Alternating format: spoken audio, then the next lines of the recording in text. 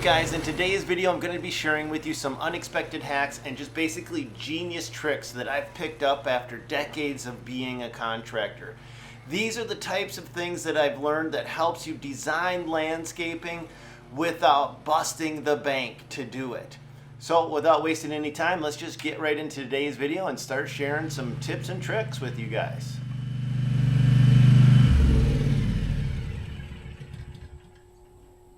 We're going to put some of our finished landscape rock in place, and that's just to get a visual. And yeah, I'm going to use old rugs because it's better than throwing them in the bonfire. Yeah. Could have grabbed some filter fabric, but those got to go someplace. Might as well go there. I would never recommend installing old carpet below landscaping for a customer, but there is a time and a place where old carpet can become a very valuable asset. Let's just talk about that right now. All right, let's say you're at home and you're building your own patio and you're doing the excavation and you notice that the base is kind of soft and compressionable. Maybe you got some squishy parts to it and you're like, I don't know what to do. Well, if the whole base gives you that wavy, I don't know what to do feeling, the best thing you can do is separate the new material sub-base that's going to go down over the top of the old stuff. Now, technically, you should use a road separation fabric, but let's just pretend you're 30 miles from the closest place and you don't have an extra $500 to $1,000 to invest in buying a giant roll of road separation fabric, but you've got a carpet store with some old remnants laying around and this is in your own backyard. Grab it. Absolutely slap that carpet down, because what you want to do is you got this bad stuff, you want to put the carpet over the top of it because it acts like a snowshoe. So you put the carpet over the top of the bad soil, and then on the top of the carpet you put a deep base of good solid material. And this deep base will now float. It won't, if you don't have the carpet there, the road base will permeate below into the nasty soil and it can still create a depression. But with the carpet there, it can't permeate, so the entire thing will now float, letting you even out an area. So yeah, old carpet, it's not as bad as you think it is. It doesn't look like much, but it begins to set the stage for the aesthetics of all the other components of the job site.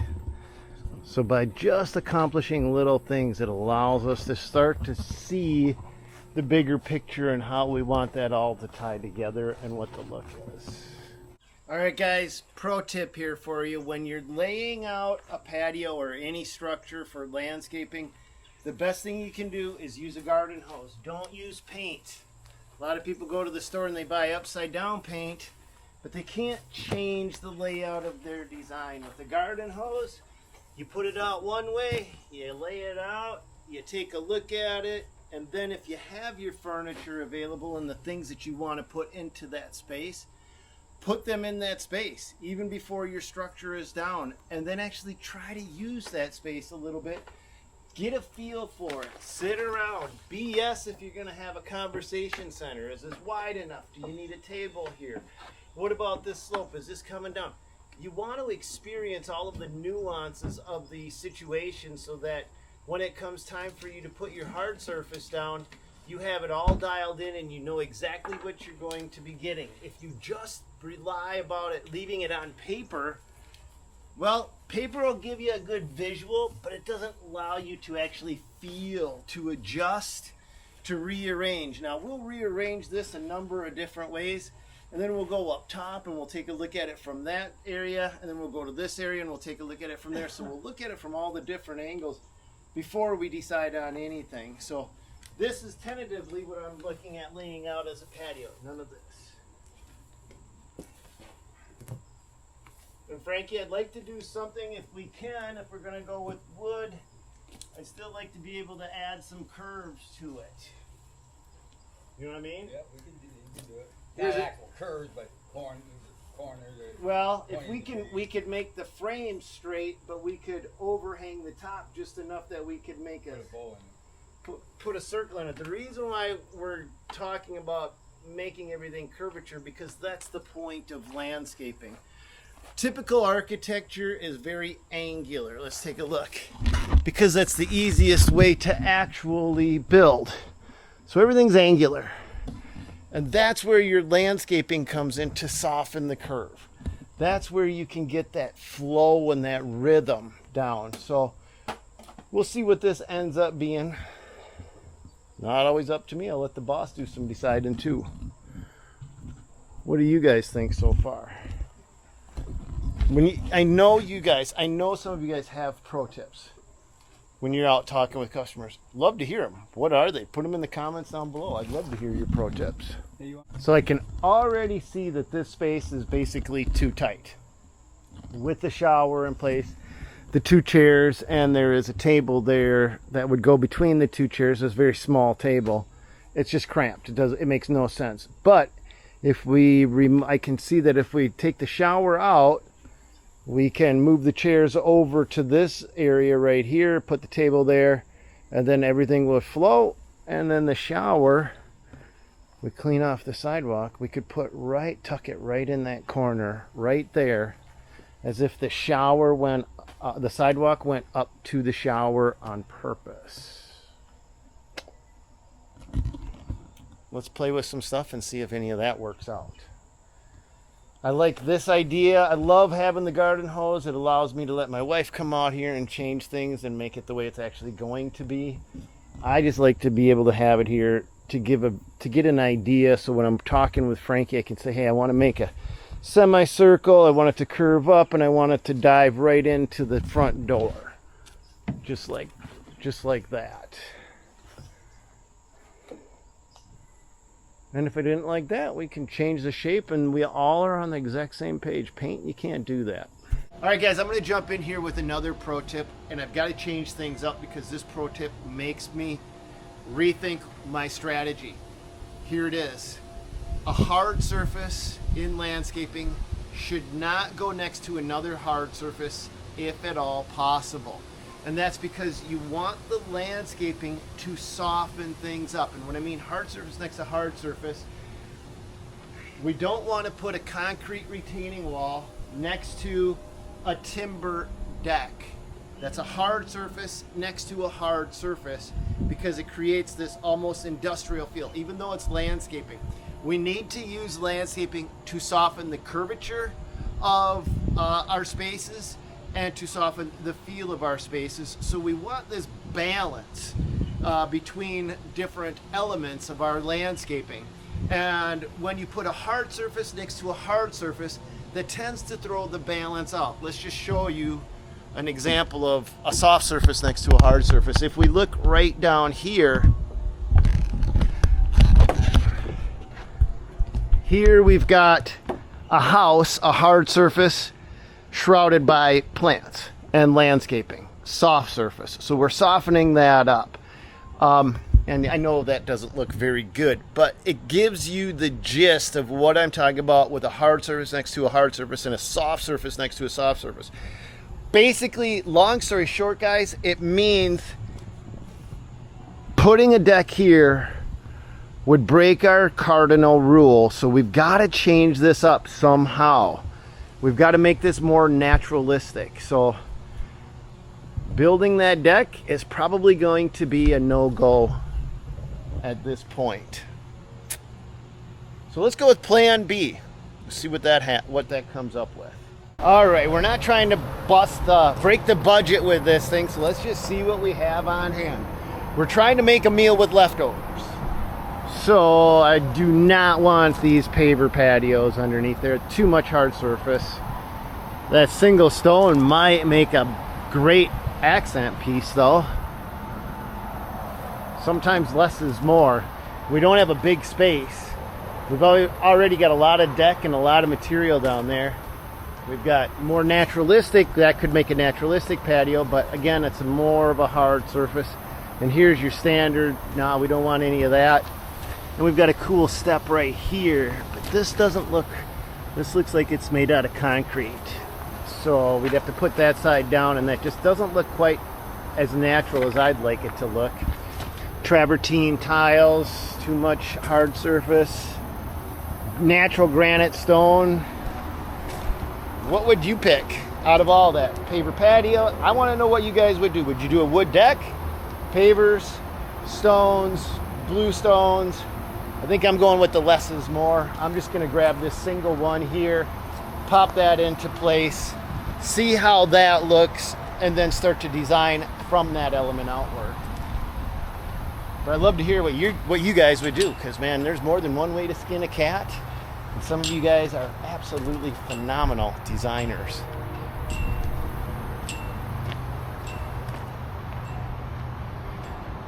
But I'm not lifting that thing. Looks like we got some things that will help lift it for me. Now you get to see what it looks like from inside the cab trying to load.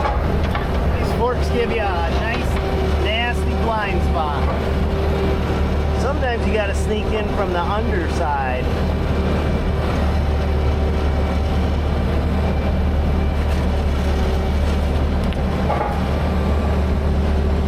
Right there, I can't see crap. Neither can you. But we're both blind. So there are times when you're unloading one pallet off another pallet, just like this, you basically are completely blind. This is your view.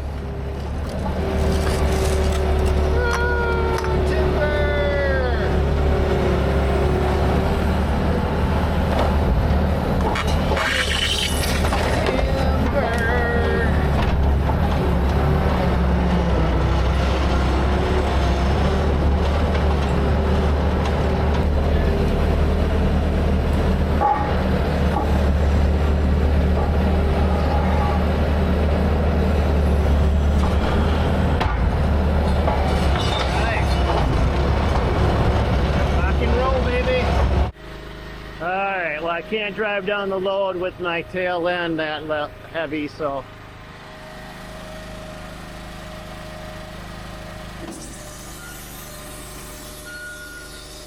center that load.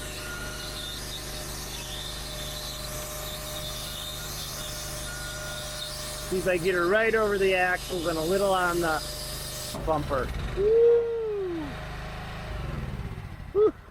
Ooh, sweet spot. Nailed it. Nailed it. My load's right where I want my load to be. It looks like it's upside down. I wonder if we can flip it without doing any lifting. Let's see.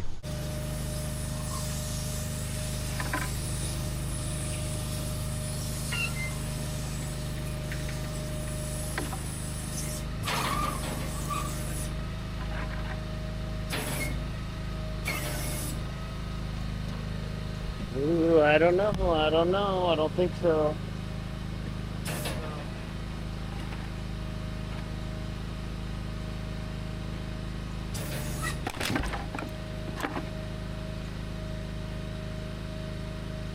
Son of a dump. So close. Doesn't always work out, right? That's not getting lifted by hand.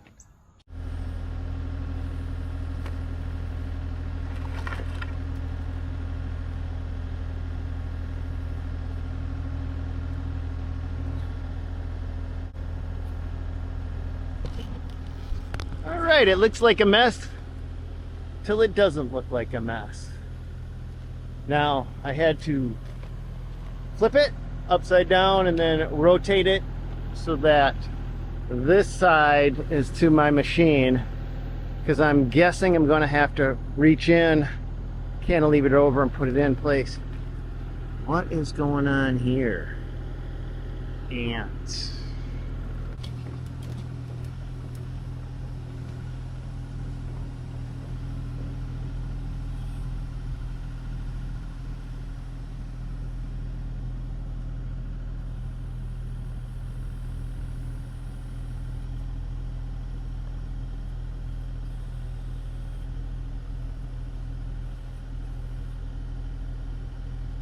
Am I gonna hit You drive forward at all?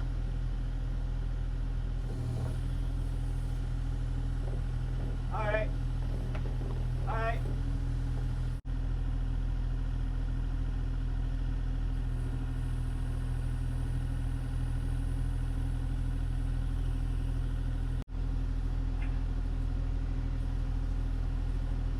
Let's try and see if we can move it ourselves. Try it while we're still hooked up. Yeah. Well, yeah, the seat is still there. That's tight. It's a finger width. All right. You didn't hit it. No, I know. Just about there, though.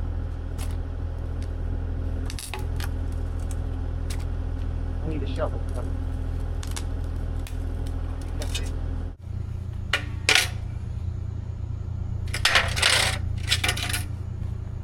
Not bad. Well, it's level. For a rock. That's level side to side, that's for sure. And now you want it to slope away from it anyways. Yeah, Down. you want a slight slope down. Yep. That's done. Just get a couple more of them stepping stones like you got up there, them cut ones. Put a smaller one here, a little bit smaller, then a little bit smaller, and then that's it. Then that'll walk over to wherever you're gonna do over here. All right. You want to help me carry it down then? Yeah. All right, let's go. But Let's now, go right down. Let's go a little bit further. We'll go straight down the hill then that way. This ain't that heavy. That way we ain't got nothing to trip over down that way.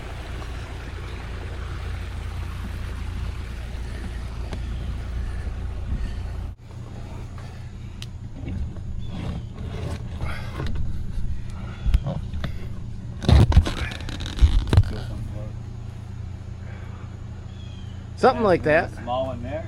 What do you think? That does make a nice step up. I'll move that stone. I'll grade it down so that it's a little more flush. Huh? I'll just do it with a rake. I'll flip it over and rake it and then let it set. Yeah, that's what I was just gonna. Oh. That's what you and I are speaking the exact same All right, language. Guys, here we are, pretty much wrapped up. In the last video, we showed you how we did this landscaping for pennies on the dollar, and today we utilize the construction tips and tricks that I've learned over the decades to be able to create a landscape for next to nothing. And let's go over some of those tips and tricks. Now, one of those tips and tricks to allow you the most flexibility is to use a garden hose to lay out your design.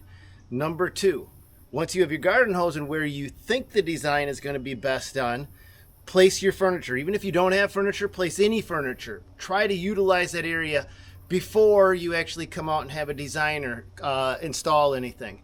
Number three, try to keep soft surfaces next to hard surfaces. Try to avoid a hard surface next to another hard surface. Here's one that I didn't tell you about. Less is more. Construction tip number 4.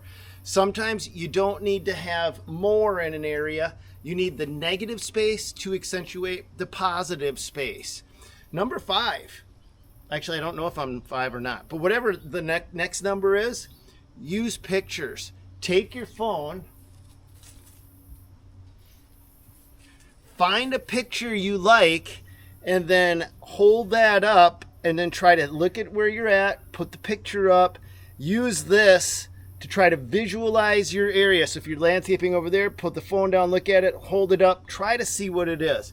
And then I think last but not least is probably the most important tip that I can possibly share with you. Whenever you're designing a landscape,